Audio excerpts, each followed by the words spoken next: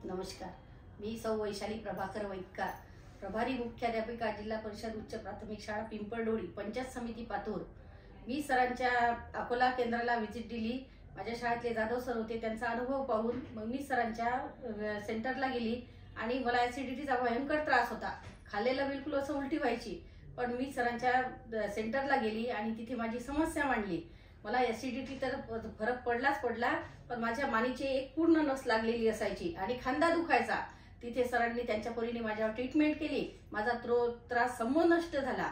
त्याशिवाय मला दूरचं अस्पष्ट दिसायचं। एक 3 महिने गेले की चष्मा बदलावा लागत होता। सोबतच मी डॉक्टर बदलायची, चष्मा बदलायची, नंबर बदलायचा, कंटाळून गेली होती मी। अक्षरशः माझ्या एक सहकार्याने मला सांगितलं सरांचा नंबर आणि मी तिथे पोहोचली। तिथे पोहोचल्यानंतर मला 6 महिने झाले हाच नंबर आहे। मला काहीही कोणत्याही प्रकारचा त्रास नाही आहे आणि त्यामध्ये मला एक चांगला अनुभव मिळाला।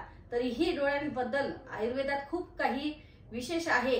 माझ्यासारख्या जर ज्यांच्या अडचणी असतील त्यांनी नक्कीच सरांच्या सेंटरला व्हिजिट द्यावी।